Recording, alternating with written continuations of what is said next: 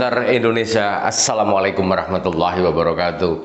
Di sore hari yang berbahagia ini, izinkan The Brondol menjawab salah satu pertanyaan dari sahabat The Brondol sendiri, bicara tentang tanaman yang terbakar.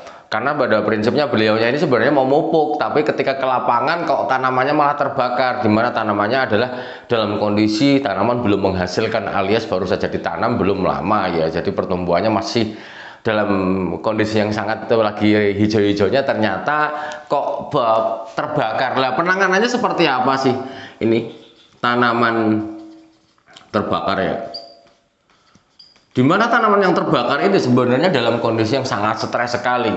Maka ketika kita tanamannya terbakar, ini terbakar akan beda sekali. Kalau misalnya dia di mineral, di daerah yang mineral dengan daerah gambut, pasti akan beda kondisinya. Ketika di daerah gambut, di tanaman yang belum menghasilkan, maka kebakaran sampai ke media bawah ya sudah, wassalamualaikum pastinya. Namun di daerah mineral ketika dia terbakar, maka dia masih kemungkinan hidup masih ada. Namun bahwa apa sih yang harus dilakukan oleh seorang petani ketika menghadapi tanamannya adalah dalam kondisi yang terbakar di tanah mineral. Ketika mau ditanam mineral atau di tanah gambut, sebenarnya adalah panangannya hampir sama. Yang pertama, dibiarkan dulu, jangan diapa-apakan dulu, jangan dipupuk, jangan disemprot, jangan biarkan dulu sampai dia nanti ada tanda-tanda kehidupannya.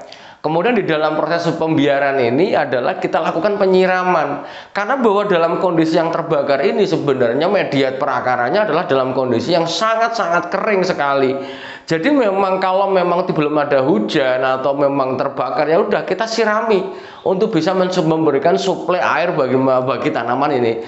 Dan pastikan bahwa kita setelah terbakar maka benar-benar dalam kondisi memutus sistem kebakarannya. Artinya bahwa memang kebakaran ya udah harus didinginkan. Ketika dingin sudah pastikan mati semuanya, maka dilakukan penyiraman. Ketika dilakukan penyiraman memang harus kita siram, sebagaimana siapa tahu bahwa bola tanahnya, misalnya pada tanaman yang kecil yang pada gambar di depan ini, kebakarannya hanya di pinggir-pinggirnya atau daunnya saja, ternyata di perakarannya masih bagus.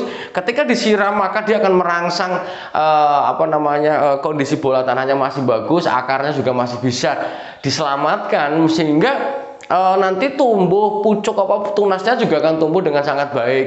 Kalau tidak mati, kalau mati ya sudah kita ganti baru, seperti itu. Jangan sampai bahwa dalam proses penanganan kebakaran ini kondisinya memang dalam kondisi yang sangat stres sekali, malahan sebenarnya Pak Pendi ini mau tak pupuk ini. Jadi biar bagus gimana? Apa perlu saya pupuk? Jangan.